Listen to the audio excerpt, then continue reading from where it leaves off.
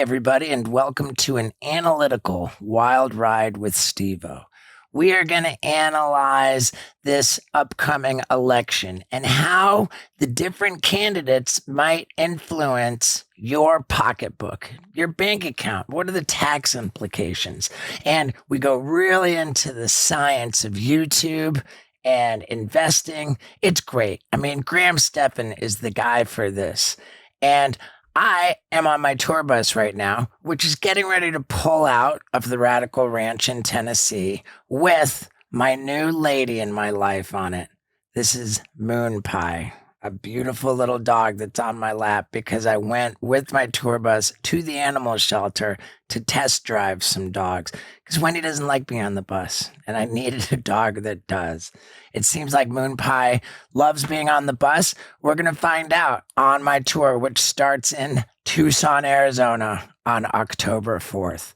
And now, without any further ado, let's get into this analytical wild ride with Graham Stephan. Yeah, dude. Ladies and gentlemen, people of the universe, I bring to you Graham Stephan. Thank you so much, man. I just want to say I've been a huge fan. Like, watching you as a kid and being able to see you now, I'm terrified inside. I'm so nervous. So I just want to make that known up front that this is a big deal for me to be sitting here. Well, nothing to be afraid of with me for sure. And I'm a fan of your content as well. So it's an honor Thank you, man. to do this. A lot I want to ask you about in the world of money. Cool. First off, did you watch the presidential debate? I did. Okay. Yeah. Do you find it fascinating that the base for Donald Trump, it's like comprised of largely people who wouldn't necessarily benefit from his presidency? Potentially. I think one of his main pushes is two things, at least from a financial perspective: lower taxes For billionaires. Yes, and Small no. businesses. The small businesses too. I think pretty much not everybody, but a lot of people benefited from his lower tax policies because he lowered taxes across the board. Whether you're making 20,000, 30,000, 100,000, or $1 million, chances are you pay lower taxes. In my case, I ended up paying way higher taxes because he eliminated what's called the SALT cap, which meant state and local taxes were capped at $10,000. So when you live in a place like California, or in my case, LA, and you're spending $20-something thousand a year in property tax, plus a state income tax of 10 to 13%, all of a sudden that greatly outweighs the taxes of paying 37% versus 39.6%. So I think it really depends on your individual situation. I know that's a boring answer. No, so I guess in layman's terms, and correct me if I'm wrong, your S Corp ball bag, when he went into office, he reduced the corporate tax rate from 33% down to 22%. Is that correct? Yes. So, and that's federal, or that's just corporate that's tax for rate. Corporations. But the trick is that if you're taxed as a corporation and then take the income personally, you're taxed as a distribution on top of that. So you wind up paying a little more if you take the income personally. But if you're a corporation just reinvesting back into the business, you have profits at the end of the year, you'll save quite a bit of money. Yeah. So just from if you made $1 million at ball bag, just from him moving in, you saved about $100,000. So that's give or take. Yeah. Now, it depends on how much distribution you pay yourself. Income personally. So there's so many nuances to this. And even I try to understand the tax code because it greatly affects me. And if I could learn one new thing about taxes that saves even 5%, it's substantial. Even for me, it's confusing. And you have to hire a tax attorney to go through and learn the nuances of the tax code. It should never be this complicated. Now, it's horrible. I watched a YouTube video from the Wall Street Journal comparing Kamala Harris's tax plan and Donald Trump's tax plan. And it sounded like Kamala Harris is out to tax rich people and corporations and alleviate tax burdens for middle and lower class families. Whereas Donald Trump, he wants to do it all with tariffs. Yeah, and, and this. Let's be real. That's never going to happen. A lot of these things, both candidates say, they're these, in my opinion, just goal-oriented. I'm going to say this because I think it's going to get votes. It's probably realistically never going to get passed. I mean, if you look at what Biden has been talking about the last 4 years and trying to pass different policies that have not passed, because you have to go through the Senate and the House. And if you have a split Congress, a lot of these things are probably going to be more of the same, realistically. So I just see a lot of what they say is, okay, they're making these promises. It's no different than a bribe, in my opinion, of saying, oh, I'm going to do this if you vote for me. It's a bribe. It's really all it is. But you can't go in with realistic expectations because it doesn't get the people going. It doesn't, So I didn't mean to cut you off. Is there any truth to the fact that, like, you know, whatever party is in, like Democrat, one's good for real estate, one's good for gold, one's good for this, or is it just the cycles that hit it no matter what? Scott's convinced that I think Donald Trump will be better for crypto than Kamala would be. Probably true. I mean, if we're making generalizations, Trump is probably going to be better for rich people, for real estate, and for cryptocurrency. If just overall. Right. But I mean, a lot of these things will take the House and the Senate to pass. Will that happen? I don't know. They've been trying to get rid of the 1031 exchange for real estate for quite some time. It has not passed. Who's trying to do that? I believe that was in a proposal from a Democrat. I don't know from which state that came from, but they've been trying to do this for quite some time. Yeah. The government debt.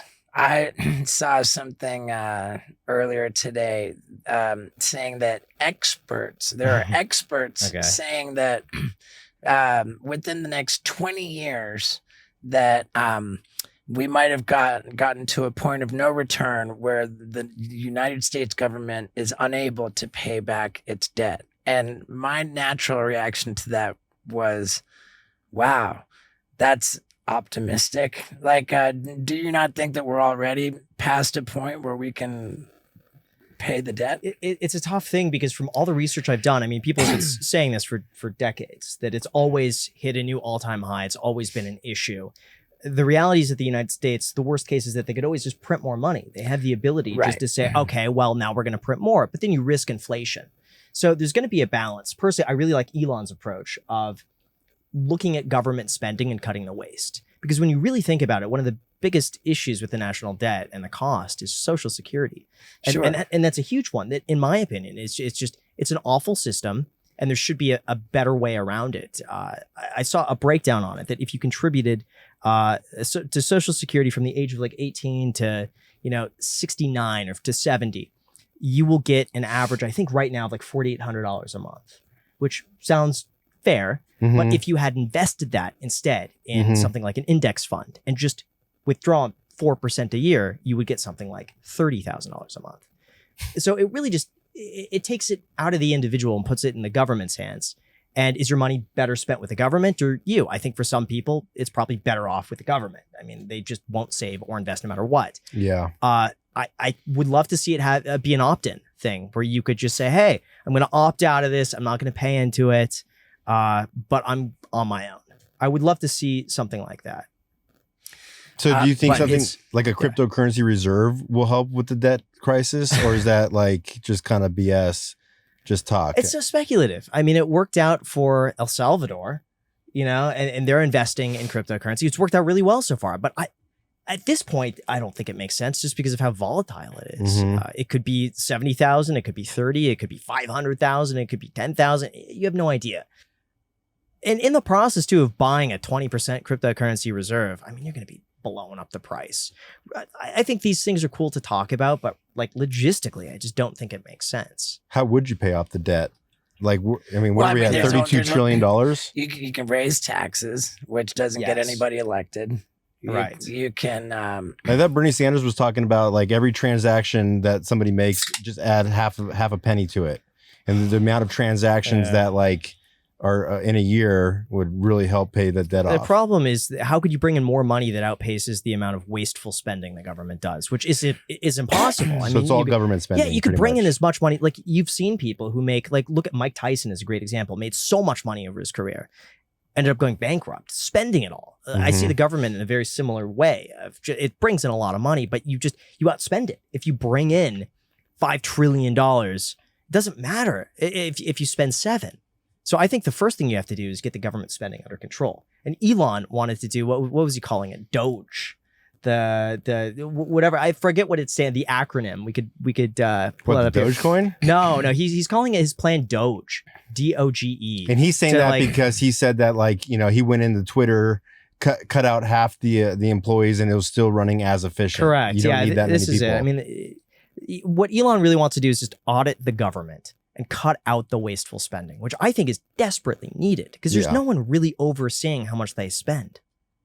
To me, this would just be common sense. It is like someone who's into budgeting on money, that you look at your spending first, figure out what's not needed, cut it down, figure out how much you realistically need to run the country. Mhm. I don't think we have to run at a surplus, but even if we could just run at a break even and just over time, the government debt is going to lessen due to inflation. You could almost just let this thing sit where it is now and just let inflation take care of it. Yeah, the Department of Government Efficiency. Yes. I think it's needed. I think it makes sense, and I'm surprised that this has not been done before. I'm shocked. So you like Elon? Oh, yeah. Yeah. Yeah. I My do too. license plate, I kid you not, is Elon Musk. Really? It says Elon Musk. Yeah. On an original Tesla Roadster. How was it not taken by Elon Musk? I don't know, but it's available. I'll show it to you. It's cool. That's funny. But yes, I'm a fan of Elon Musk. So, the other way to take care of the debt is literally inflation. Clearly, the national debt just stresses me out. And thank God I've got a therapist to talk to about that. Also, thank God this episode is brought to you by BetterHelp, an online service designed to provide convenient and affordable therapy to everyone. They've got a whole network of 34,000 licensed therapists, and they've matched like over 3 million people with them. It's just the best way to go. You don't have to go to an office in person. You just do it online very conveniently. And man, is it helpful just to get stuff off your chest that's stressing you out, for me to work on my relationship and all other kinds of things. It's just good for mental health. Plus, you can get 10% off your first month if you go to betterhelp.com. That's betterhelp.com/Stevo. Again, 10% off your first month, and your mental health deserves therapy. So one last time, go to betterhelp.com/Stevo for 10% off your first month. And let's get back to it. You inflate it away so that the currency's devalued, and to the point where numbers are just bigger amounts of money Seem like less. Yeah. So like, hey, 100 years from now, 37 trillion might not seem like that big of a deal. Mm-hmm. I think that's the only realistic way. Otherwise, they're taxing more. They're reducing benefits. They're maybe cutting parts of Social Security. People are retiring later. I mean, there's not a great solution other than audit the government. There's so much wasteful spending. Yeah. That's what I think is the most realistic, practical way to solve it. But then you also have a camp that says, why solve it in the first place? Is it really a problem if we get more and more in debt? What does that really do? It just means the United States prints more money. But if inflation is 2.5%, it's not that big of a deal. So it could really go either way. But ultimately, for me, I think you got to audit the government. Well, so are you for? So the Feds supposedly, I guess it was, for sure guaranteed that they were cutting the rates next week. Are you for that cut? I think it makes sense. The logic behind it is that the labor market is slowing down. And so unemployment is slowly beginning to creep up. So an interest rate cut of 25 basis points, which is most likely what it's going to be, is going to help. The theory is that it's going to help businesses, and it's going to help people get jobs and keep the unemployment rate lower, all things relative. It's going to make money really cheaper so Yeah, that more people people can can spend and more people can hire, more people can earn. Yeah, mortgage rates will be down. I can refi my place. I mean, I got a house when the interest rates were like 7.5%. Ooh, It's just crazy. yikes. So Yeah. It might be a while before rates get back down to a point that really makes sense to refinance, because refinancing is expensive, and you got to do the math on how much you're going to spend to refinance versus your break-even point. And for a lot of people, the break-even point on refinancing, unless we see rates just like back down to 3% in a year or two, is usually about 7 to 8 years. So you have to like really make sure that that refinancing and paying the money up front is going to be worth the price if you're going to stay there. I got a buddy that did my mortgage loan, and he'll give me 2 free refinances. So I'm gonna really, yeah, just as a bro. So I think it makes good. sense once it goes. What's that? 6.5 now. Take it down to 5. I mean, it's just at least it's gonna help. It could take a while to get to 5. You think so? Yeah, because the thing is with a 25 basis point rate cut, rates are projected to go from like 6.57, where they are like around right now, to about 6.3. Just with that, it's not going to make a huge, because it's based on the 10-year Treasury. But they're thinking the next 3 quarters are going to keep lowering the rates. Potentially. But they projected these rate cuts for a long time. Like we've been projecting these rate cuts since May of this year. In fact, I think even earlier they were projecting rate cuts. And we're getting the first one in September. And it's been like 2 years. So I kind of think they're going to move slower than people expect. Yeah. But, who knows? It's just whatever you predict, usually the opposite happens. So I could be totally wrong on this.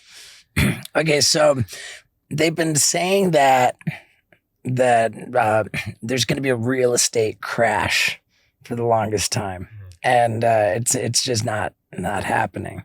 Real estate just goes up and up and up. Is that because inventory is so low? I mean, yes, but what is it?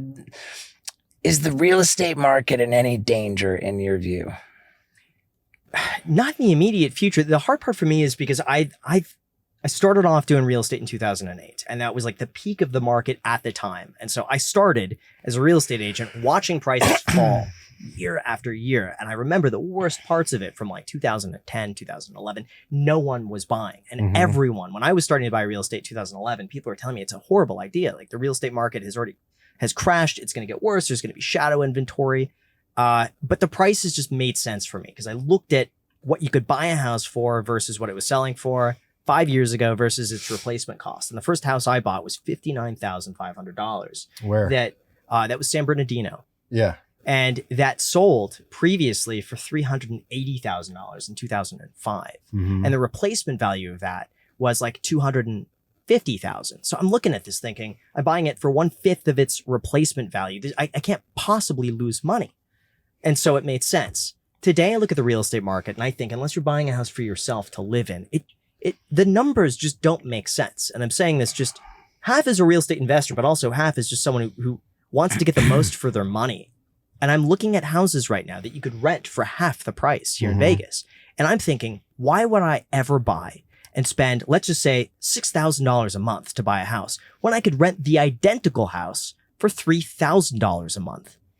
Well, the idea is to build equity, right? You're spending so much money. You're not building. You're only building equity if you plan to live in that house in a lot of cases for like 20 years. And then you're accounting for, well, the house might go up in value 2 to 3% a year on average, but you're going to have repair costs and maintenance on top of that. With renting, your rent could go up 3 to 5% a year, but you have no down payment, no opportunity cost, no property taxes, no repairs, no maintenance. There's a lot of benefits to renting. So when I look at the two side by side, I just can't wrap my mind around buying anything right now. So from that perspective, in terms of a crash, it just logically doesn't make sense to me to buy a house today unless you find a perfect home, you have that emotional connection with the house that you want to live there for a long time, like 10, 15 years.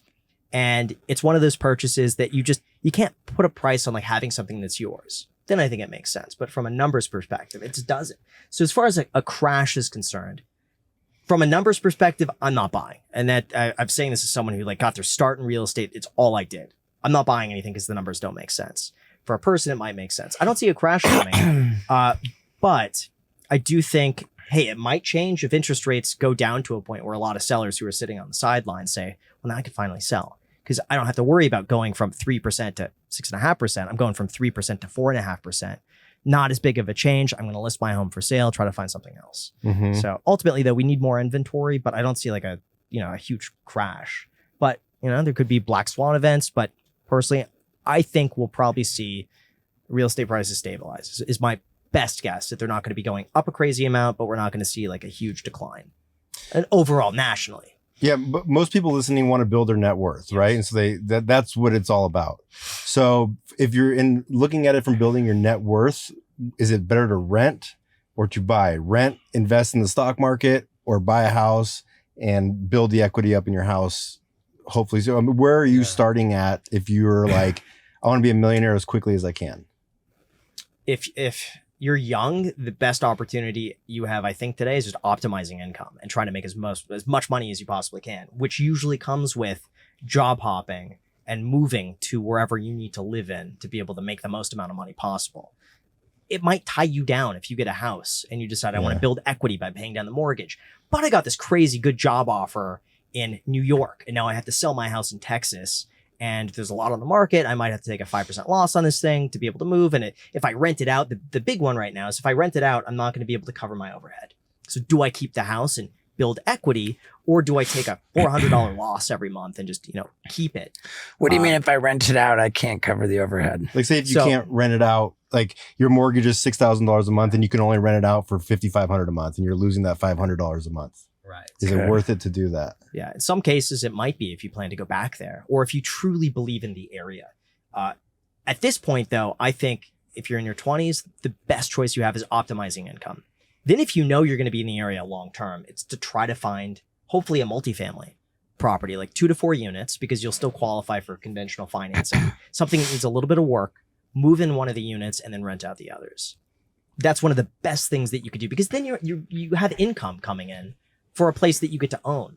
And that's what I ended up doing in Los Angeles. I ended up buying a duplex that needed a ton of work. I moved in one side. It was a 1-bedroom unit, 700 square feet. The other side, I ended up renting out. I turned the garage into an office so I could use that as like a tax write-off. And between all of it, it was a free place to live. You can always count on Graham Stephan to do the wise thing. But can you count on yourself? And when I ask you that, what I'm getting at is, do you still have some filthy, embarrassing habit that you're just persisting with? Because the wise thing to do is to drop that bad habit and replace it with a good one. And that's what Fume is all about. Fume is a diffusive device which flavors air. It helps you drop a bad habit by replacing it with a good one. I always have it in my pocket because I just really enjoy it. It's flavored air. There's nothing whatsoever that's unhealthy about it.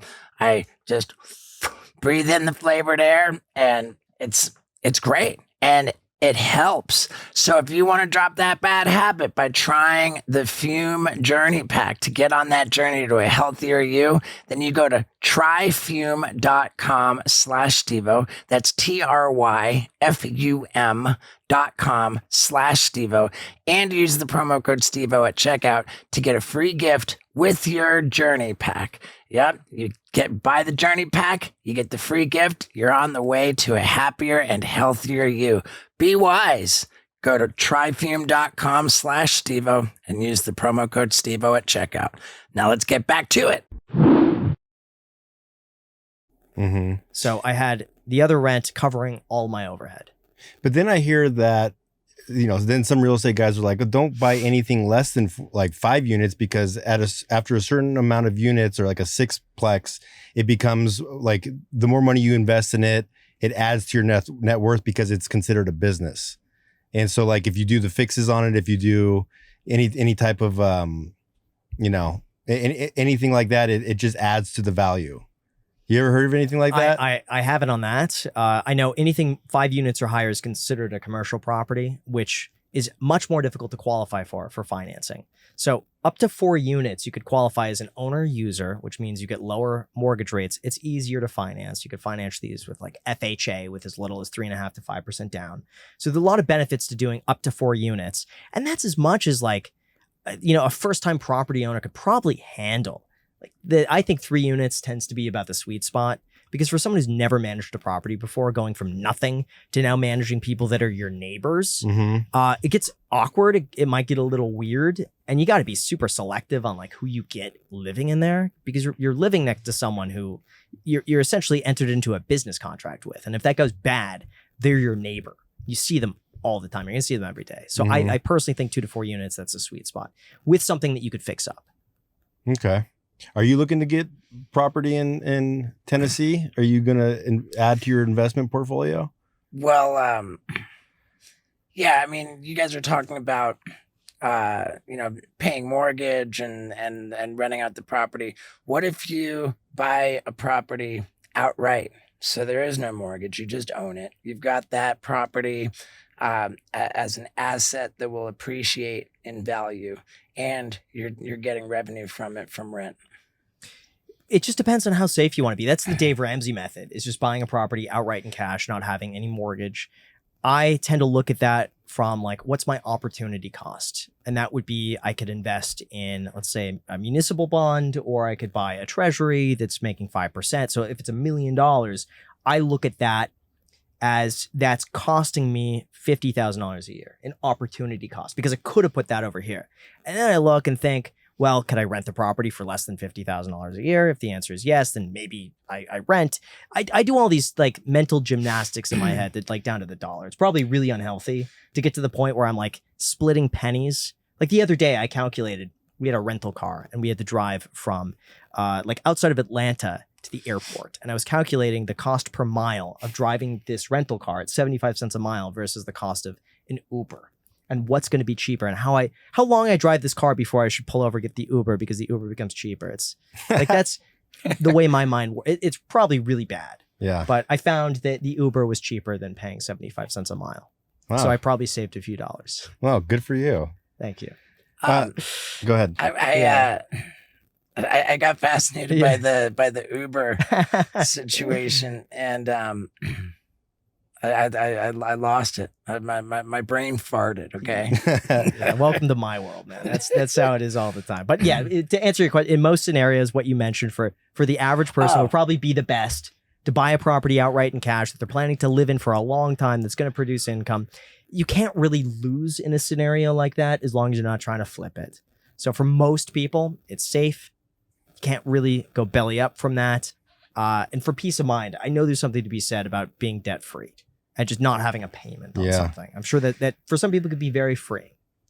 I got it back. Okay, cool. There we go. You said that the opportunity cost when you could buy municipal bonds. Yeah. That means like lending money to the government.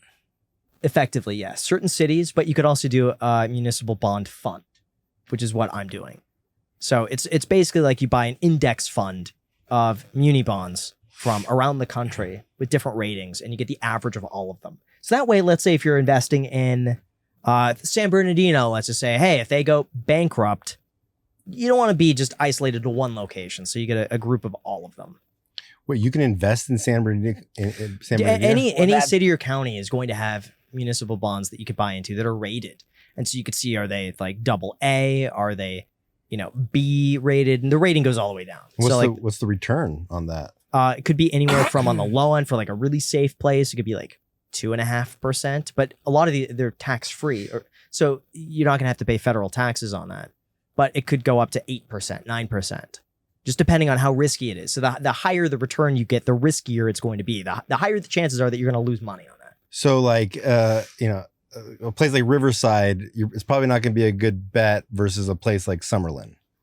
Could be. I don't know. I mean, it depends on it really just depends. And you also look at the term of that bond. Is it going to be for 2 years, 5 years?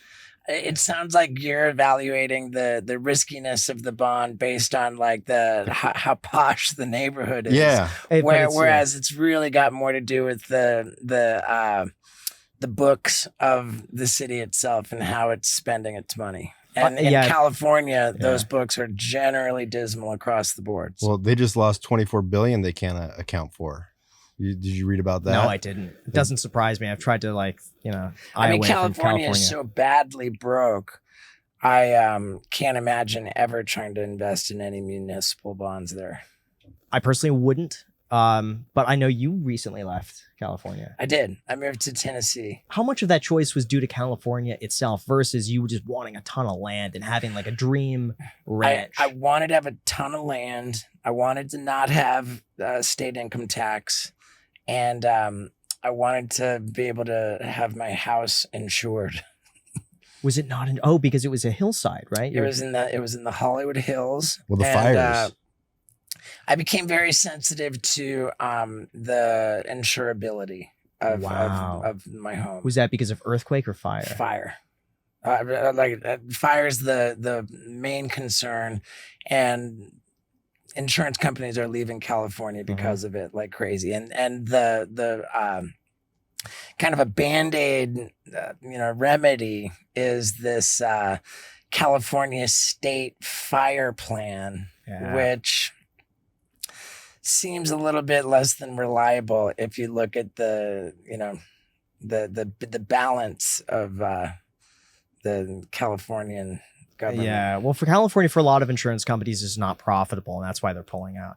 I saw this about a year ago when I was putting all of basically everything I own. I was consolidating because I had like 4 or 5 different insurance companies. One for like one car was under one, another car was under another, a house was under one. So I want to consolidate everything together to try to save and make it easy. And when I was talking with multiple brokers, all of them said the same thing. We do not want to have anything to do with any California-owned property. Nothing. And they said, you have to keep the policy that you have. And then I called the policy that I have in California. And they said, oh yeah, we're not renewing any new clients. So like you're grandfathered in under what you have, but you're stuck with that. Unless you want to really like go for these other insurance plans. But it's insane. I've never seen something like that. Now that's going back to 2020 that you're talking about, right? Yeah. Because as I understand it, the story has changed since then. Okay. To where they're saying we're simply not renewing policies. Like you're grandfathered out. Yeah. So like you we will renew your insurance, but without any coverage for fire. Because from their perspective, look what's going on. I mean, like you got fires just wiping out neighborhoods. I mean, pull up the fire map of what's happening now. Oh yeah, the San Bernardino fire. There's Orange County fires. There's San Bernardino fires. There's like Azusa fires. Go to the and it sucks. It affects Las Vegas too because a lot of those fires blow in. Yeah, and you see it outside here. That's why you can't see anything. Yeah, the air visibility is crazy. It's awful. Part of the reason for this is because the replacement cost of houses has shot up because labor is more expensive, materials are more expensive. Yeah, the cost to build. I mean, even if you do get insurance, most likely you are underinsured as well. And so that leaves a lot of people in a very precarious position. I mean, if you're underinsured by 50%, what do? You have to just take the lump sum and leave what's there. And I don't think you could rebuild unless you have the money to do that. Yeah, let's say a fire takes out your house, you're 50% underinsured. Does that mean you have to file for bankruptcy because you can't even cover the cost of your mortgage? Most likely what would happen is that they would pay you out a fixed amount. I don't know about how your mortgage would be settled. I don't know if, let's say you bought a brand new property. Yeah. It's my guess if you bought a brand new property, they would have already accounted for it. A lot of this would affect people who have been living in their homes for a long time and just kind of kept their property the same. Yeah. Or having a bad broker who doesn't know the true replacement value of a house. Yeah. I recently upped all of my limits just because you never know. Same with earthquake. It's another big one for Los Angeles, especially. The people are underinsured on an earthquake too. I was very surprised, especially given that my house was like on a very steep hill. Yeah, I thought it would seem that an earthquake would just send the house flying down the hill. I'm very happy that my house never went flying down the hill. And I'm also happy that this tour bus is going to be flying down the highway so soon, except for one thing. I do not have a bidet on this bus. And if you didn't know this, then let me tell you, my favorite sponsor of the Wild Ride podcast is Tushy. HelloTushy.com makes the product that I love the most out of anything I've been introduced to as a host of the Wild Ride podcast. I'm telling you, because it just pressure cleans my butthole after every poop. It's so easy to install. Anybody can do it in no time. They have different kinds too. My favorite is the Tushy Ace. This is a bidet with a heated seat. It heats the water. You can blow dry your butthole after you pressure clean it. Man, it's so awesome. And if you want to try this, I couldn't recommend it anymore. more, you can get 10% off your entire order if you go to hellotushy.com and use the promo code Stevo. Again, I mean, I can't give a more ringing endorsement. I hate living without my bidet from Hello Tushy, but you don't have to, because if you go to hellotushy.com and use the promo code Stevo, not only will you have a bidet that you can always use and love like I do, but you get 10% off your entire order. So one last time, go to hellotushy.com and use the promo code Stevo, and let's ride this baby home. But in fact, they build the house into the hill, and they told me that the earthquakes really aren't a problem for me. So I was told that earthquakes were not a major concern for me there, but fires were. All right. Good to know. Yeah, a lot of the houses in LA were built in the early 1900s with just horrible foundations. Mm-hmm. Yours would have been built into bedrock with those big caissons. Yeah. So a little bit different of a situation. Yeah. There's a website, Isaac, bring it up. It's called Risk Factor, where you can type in a zip code or even a specific address, and it'll tell you the risks for flooding, for fire, for all these different things. Type in 90068. That's my zip code. 90068. There you go. You probably got a low flood factor, Minor but the fire flood. factor. Yeah. It keeps going to 904. Yeah, there you go. Yeah, I remember the floods in Bel Air. Do you remember this with the mudslides down Beverly Glen? Yes. I do remember that. That hillside collapsed basically from all the rain, and Like the Benedict mud just Canyon? went right down the street. Yeah, click fire factor. It's going to be like...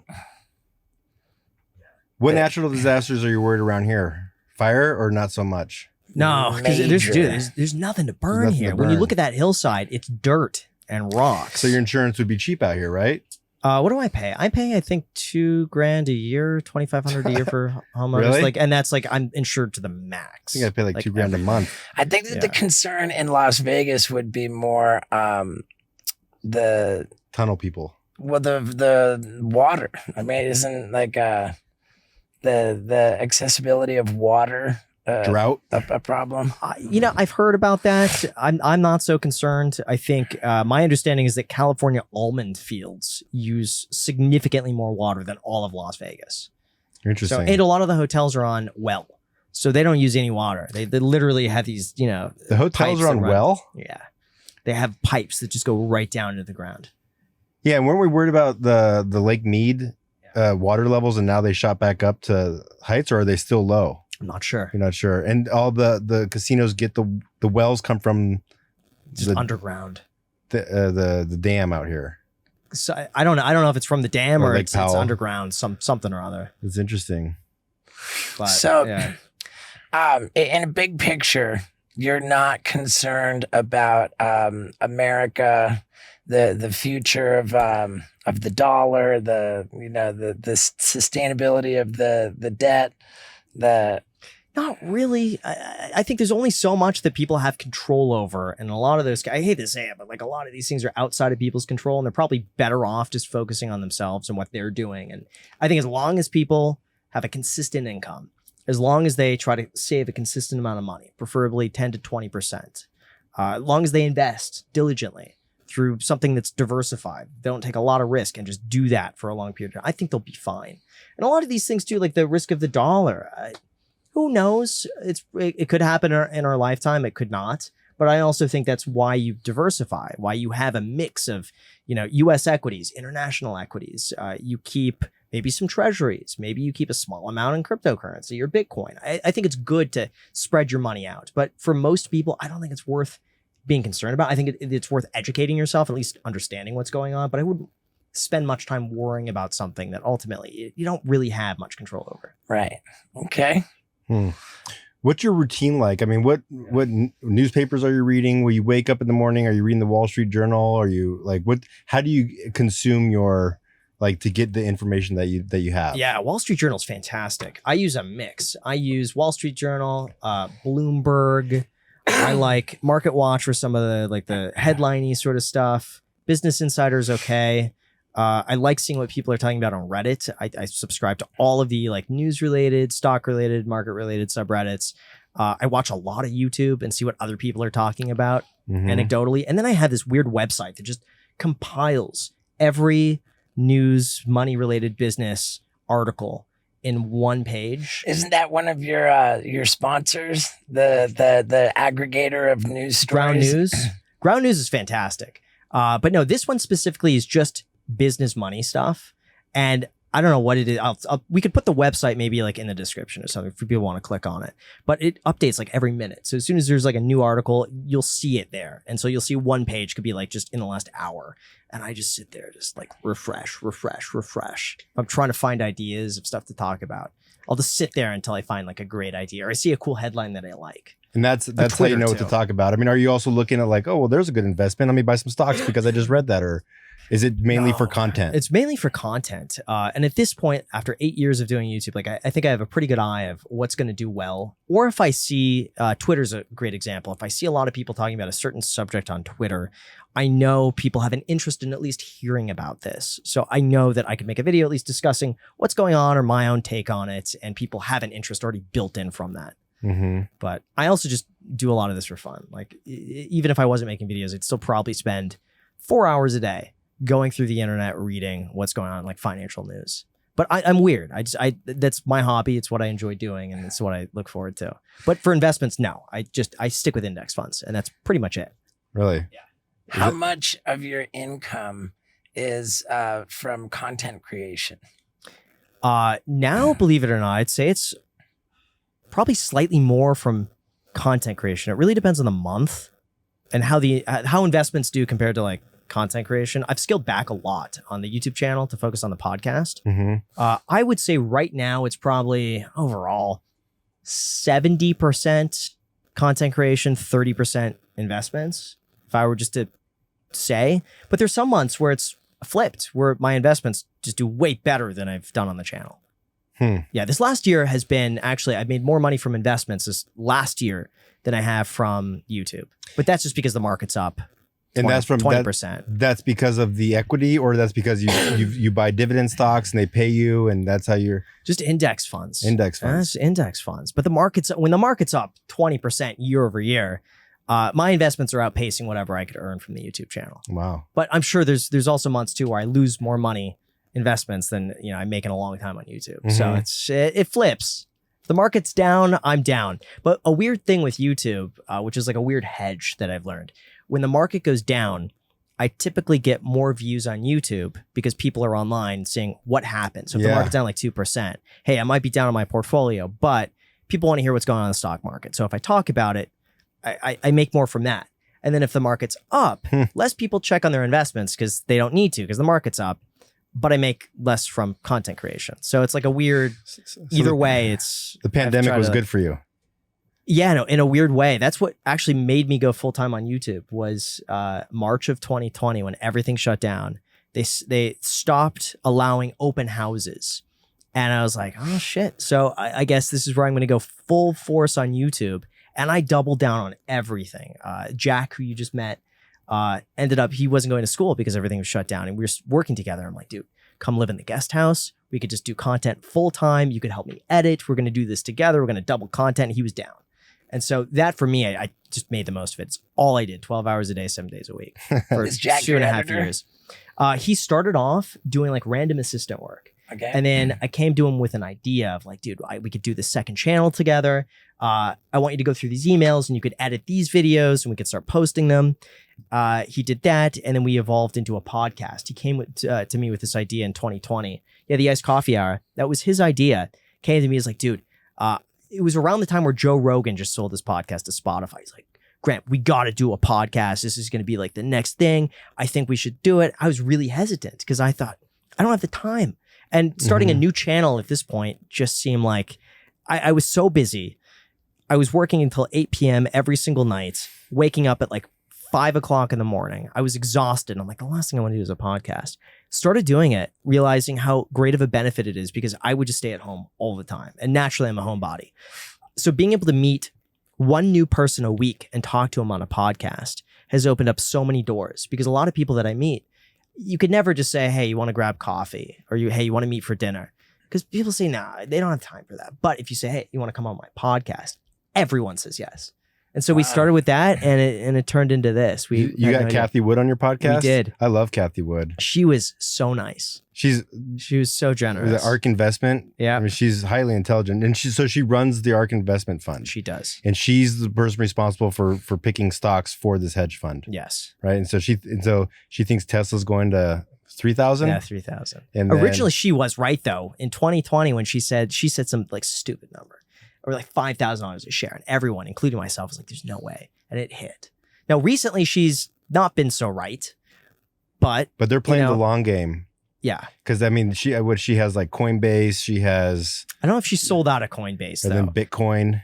Bitcoin, I know is something that she's heavily into, which I'm fairly optimistic about. But it's cool just to hear a different perspective and see how someone's mind works. Yeah, who's just does investing. Yeah. Like, I love hearing different perspectives. Have you seen what she looks like when she's like 25? You got to go to the end of that podcast. We show her that picture and we confirm if that's her or not. Maybe that's where I saw it. Yeah. She's gorgeous. Well, she said that's probably not her. Really? the internet is wrong. She said that she didn't wear bangs. And that photo that you see is someone wearing bangs. I think they look similar, but I don't think that's her. And that's funny. she said she doesn't quite remember, but she's almost positive it's not her. Mm-hmm. We had to like crush that one because I remember seeing that and I had to go to the source and ask her because no one has asked her that. You are invested in crypto. Some. Yeah. Do you have any concern about Coinbase and like at any point think that maybe Coinbase is you're not going to be able to get your money out of it? There's always a chance. But the point of cryptocurrency is not to keep it on an exchange. The point of cryptocurrency at its core is to take self-custody. So I personally would never trust an exchange just to blindly hold my cryptocurrency. I think it's always a good idea. Put it cold storage, remember the past phrase, keep it somewhere safe and just hold it yourself. I would never leave it up to a third party. I mean, it's probably fine, but I would never want to say it is. Right. But the point of crypto anyway, it's self-custody. I mean, what it was keys, designed not for. Your wallet. Exactly. So I think the ETFs are probably a lot safer if you're worried about something like that. Mm-hmm. Is probably go with one of the many ETFs that they have. But yeah, you never know. Yeah. Get cold storage and just make sure that you write it down and that you print it out somewhere and that you keep it in multiple locations. Okay. That's probably your safest way to do it. But you're going to have a phrase that you're going to remember. Yeah. And there's going to be like, I think it's like 7 digits that you just remember that. And if you forget that, then you get that seed, which is like the 24 different words. It sounds confusing. I'm terrible with passwords. Like, I know. Yeah. I man, I'm so bummed because back when was it? When it like when you got all that? When Bitcoin 17. After the all of the gotcha moments where there's a crypto crash. I was one of the people who thought like, oh, you see, that's proof. I gotcha. Like it was bullshit the whole time. And then when Bitcoin worked its way back up to $30,000-$40,000, that was the point where I said, you know what? I believe that much like the .com bubble in year 2000, that the tree has been shaken, and that all the lemons fell out, and that what remained in the tree, like, were the winners with stability.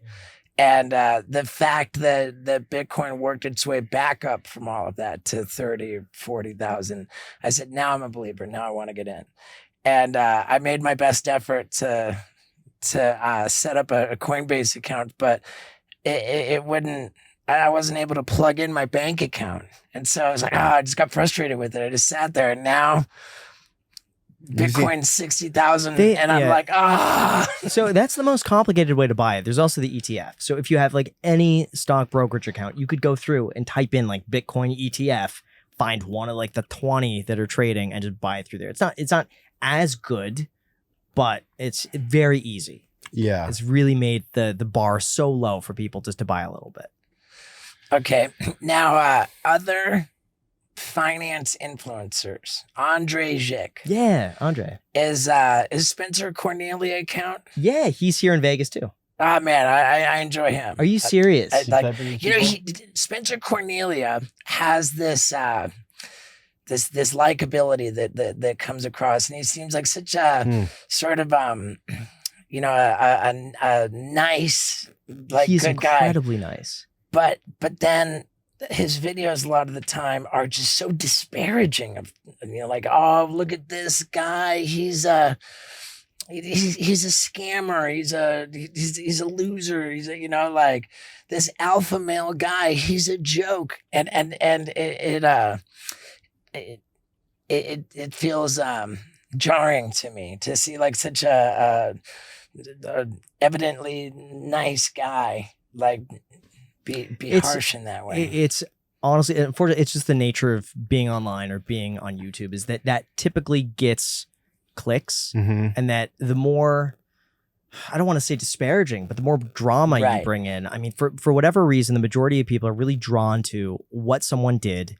Right. How could we call them out? How could we shame them? They're bad. And there is that element of that hey, the algorithm actively rewards that, because that's the content that people watch. They click on very fast. It's very engaging. People comment, they share. So that is what's rewarded. I think that's actually, in a nutshell, how America has become so divided. I think really it's outrage, it's negativity, it's clickbaits.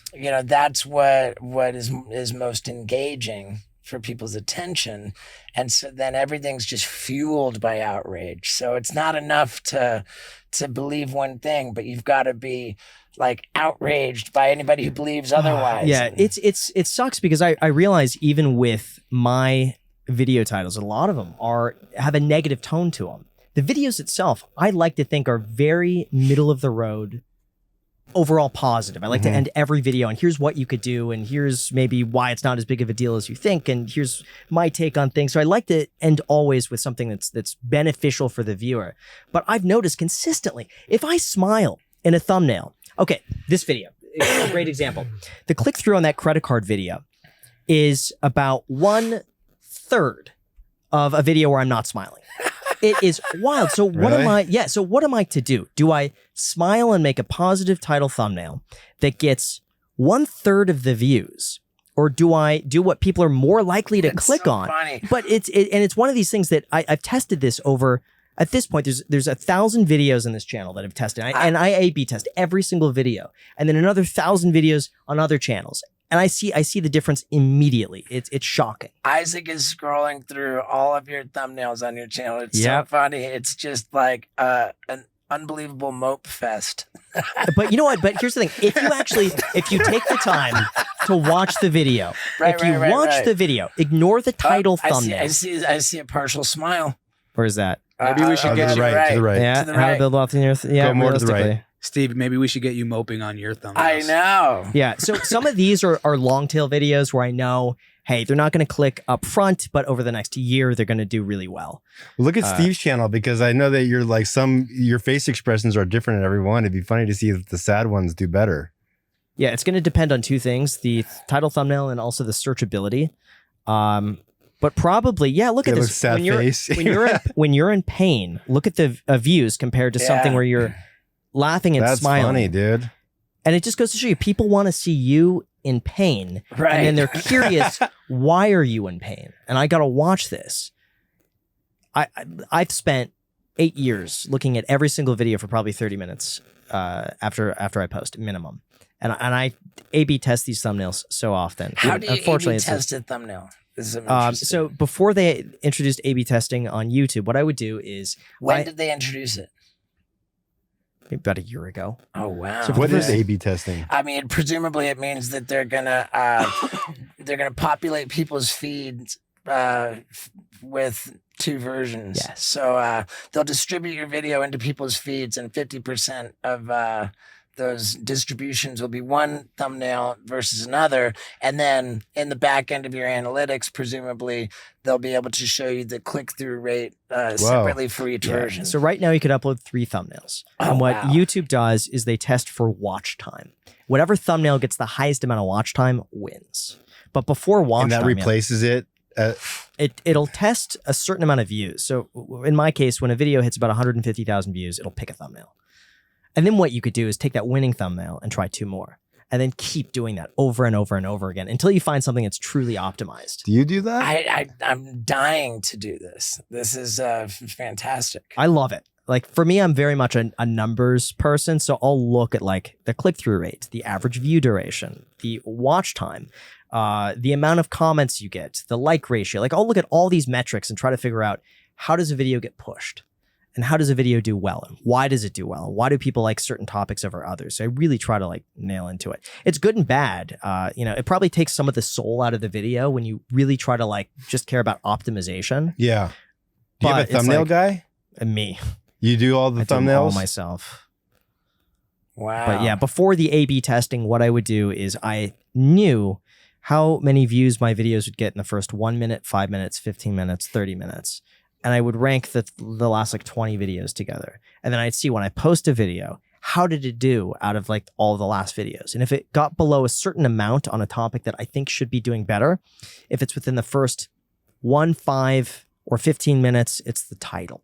So I'll change titles around. If it's within 30 minutes to an hour, it's thumbnail. So then I start changing around thumbnails. So I got 30 minutes for title, 30 minutes for thumbnail. Every single video. What do you use to create your thumbnails? Photoshop. Okay. Yeah. And all of it is, a lot of it the same face. And I learned that actually from David Dobrik. He started doing, I noticed his videos were doing incredibly well. And I was going through trying to figure out like, how are these videos? Like, what is he doing on this? And I noticed he used the same photo on almost all of his videos. It was the same like 2 to 3 faces. And I thought, wait a second, if he's reusing the same few faces on all of his videos, and this was back in like 2018, I believe, I'm going to try that too. So I found just through the optimization, the top like 8 faces that worked really, really, really well and just reuse those. Yeah, you got to go back like probably 5 years, 6 years. Yeah, those videos. There we go. Not See? the same photo. That is the same face. That's the same everything. Face, and he'll flip it. But he's got this down so perfectly where he's got the same few faces that he reuses, but you know what? They work. And so I just think, hey, if they work, why am I going to fix it? Why am I going to redo the same face that has worked the last 10 times? I mean, it's like the same photo. It's the same photo, but it works. There's been a few, what's his name? Scotty, I'm butchering Kilmer or Scotty something. If he's Scotty K. Yeah, Scotty Kilmer, I think. That's him. He uses the same photo as well on YouTube. I've not watched his content lately, but it's like the same. You got to scroll back, but yeah, you'll see him like, there we go. Like him with his face. A lot of them are like the same photo, like the same him pointing. Do you watch any of Peter Schiff's content? Some of his videos, we had him on the podcast. How full of Very shit is he? interesting. I disagree with some of this. I'm not a huge fan of gold. That seems to be his thing. I like hearing, like I said, different perspectives. He seems to be very honestly pessimistic over the entire state of the economy, which I'm not as pessimistic as he is, but I find it interesting to see where he's coming from and why he believes what he believes. Well, it comes down to the debt, the unsustainable debt, everything that I started asking about in the beginning. And I hate to say this, but I think Peter Schiff largely ingrained this pessimism and this fear about debt into me. Could be, but he always follows it up with the solution is buying gold, which I believe he has a gold. stake. He sells gold. And his So portfolio is 5% gold. I don't know the breakdown. I was like, right, because I used to watch Peter Schiff a lot. And I'm like, what is this? Does this guy put his money where his mouth is? And type in how much percentage of gold does Peter own against his portfolio? Like it was like 5%. I'm like, this guy, dude. Yeah, I just think if you have a financial interest in something and you're speaking about why you should buy that thing, maybe it needs to be disclosed a little more. But I personally, I'm just not a fan of owning gold. I think historically it's not as powerful of an investment as just owning an index fund, for instance. You like index? What about real estate? I like real estate, but again, right now, it's just, I'm not seeing the opportunity. Like for me, I always like to buy something where I know I'm not going to lose money on it long term. And I'm thinking, and again, I could be wrong. But I'm just thinking right now, the numbers don't make sense for real estate, but I do own real estate and I've kept them. And I don't intend on selling anything right now. You still have property in California? Yeah, and part of the reason is because my tax basis is so low because I bought all these places like 2011 through like really 2019. So my tax basis is low. I bought them all as fixers. So like I bought them low, fixed them up. Property taxes are low. I got low mortgages on all of them between 2.8% to like 3.3. And so it's I don't want to give that up. Yeah. Or pay the tax on the way out. So yeah, unrealized gains. Yeah, So it adds up. You're buying homes with mortgage when you could very much easily buy them outright. I bought them a while ago before I was able to buy them outright. Okay. So, like I said, a lot of these were purchased. Like one I bought in like 2015 for like $800,000 in West Los Angeles. At the time, I didn't have the money to be able to buy that outright, but I had the 20% down payment. But it's also at a 3% mortgage. I mean, it's like you can't go wrong at that. What changed where all of a sudden you were doing so well that you could buy things outright? A lot of that was a YouTube channel. Just in 2020, even the ad revenue alone, one of my biggest videos on TikTok was me showing at the time my ad revenue. And I went through every single day. Here's what it is. And back then, I mean, I think that the low days were like $3,000 to $5,000. Or like those were the bad days, and they'd go up to like $10,000 to $13,000 in a day. And so that made sense for me. And that was one channel, by the way. And that made sense for me at the time. It's like, I'm going to throw 100% of every minute I have of the day, I'm going to throw into this. And so that's why I spent, 12 hours a day, 7 days a week from 2020 through 2022, just basically making as much content as I could. I mean, the opportunity was incredible. Wow. So now those days have changed. So like, I don't want to give you the impression that I'm still doing that because I'm posting like 3 times a month versus 3 times a week. But at that time, that's what changed. Mm-hmm. It's excellent. Man. It was mind blowing. I mean, that for me was unreal. But I was afraid to take my foot off the pedal. And so, it was good and bad. Like, I'm glad I spent the time doing that, but I definitely sacrificed a lot of like no social life. Definitely my relationship at the time was I don't want to say it was ever rocky, but it was not as good as it is today. Yeah. Because back then if I wasn't 100% focused the entire day, I would get frustrated because I'm like, I have to focus on this. If I can't do this, and it was all I could do. That's good. So even like I couldn't take an afternoon. Like I couldn't do anything. It was but I enjoyed it at the time. Yeah. Obsession can be a good thing. At that point in my life, it was a great thing. Like, I wouldn't go back and change anything, but it was certainly not sustainable and it wasn't healthy. Credit card debt is so terrifying to me. I mean, the way that people get sucked into that and it really will just destroy your life. I mean, like you get it's like quicksand that you can't get out of, and like what are it's like 20% interest on credit card. 24, 26, 29. Yep. Yeah. It's bad. But a lot of that is just because of a lack of financial literacy, in my opinion, taught in high school. I think it should probably start earlier in middle school, just learning budgeting. Like, hey, if you have $5, don't spend $6. If you have to spend $6, here are ways that you could do that. Here's how you could get a part-time job and just teach people different options for making money. I think that's so important. Right. Even just going and mowing lawns. I think as a kid too, you have such a huge advantage. If you go door to door being like, in a safe neighborhood, of course, like, and you're 15 years old and you offer to mow someone's lawn, people will just want to give you money just for the sake of supporting a kid who's out there trying to work. Shoveling snow or anything. You have it so easy. It's a lot harder to do if you're like a 30-year-old dude going to a house, hey, can I mow your lawn? It's different. But if you're like a 13-year-old kid going around the neighborhood, people are going to overpay you for the job. Yeah. I mean, and just the work ethic that you get from that, I think, is really important. Of just understanding how hard money could be to make, and then how quickly it could be spent. I think is really important for people to grasp as young as possible. Yeah. Yeah. I mean, the situation with professional athletes is so stark. Yeah, but they're teaching people financial Right. literacy now for a lot of athletes, Yeah. and they're also getting paid a lot more. So I'm sure that helps. Yeah. Ah.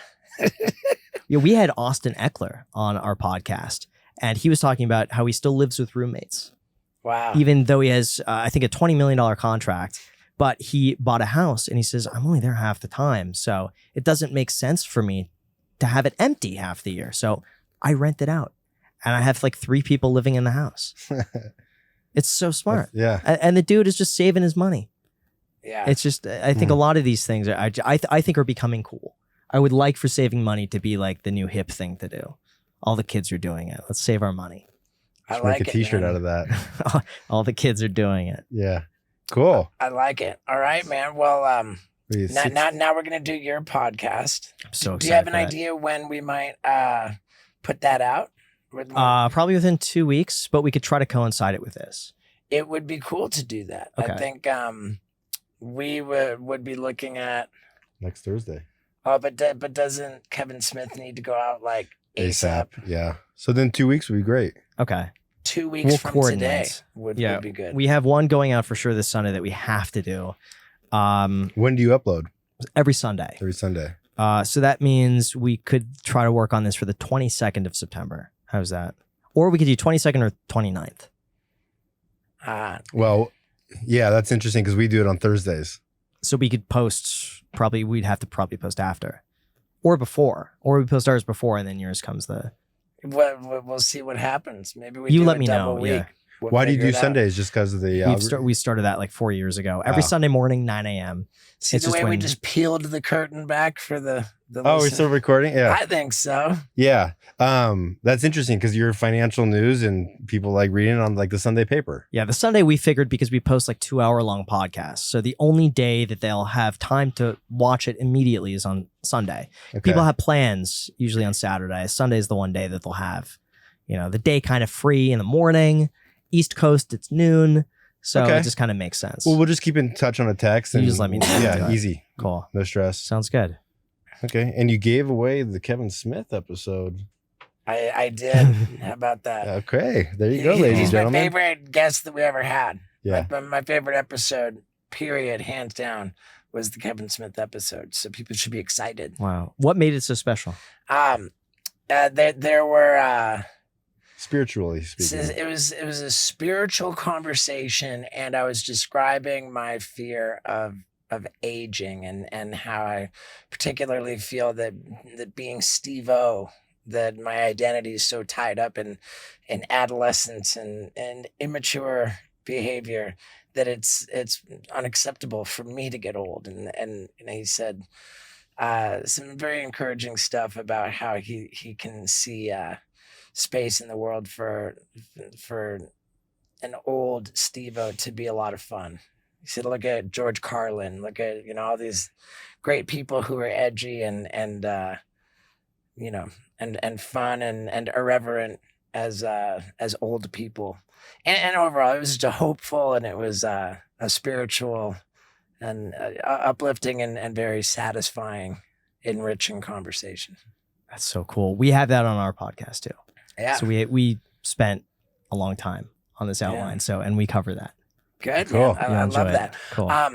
If we're gonna do 2 hours, then I Yes. got to get going, or we're gonna have to tell that other guest that.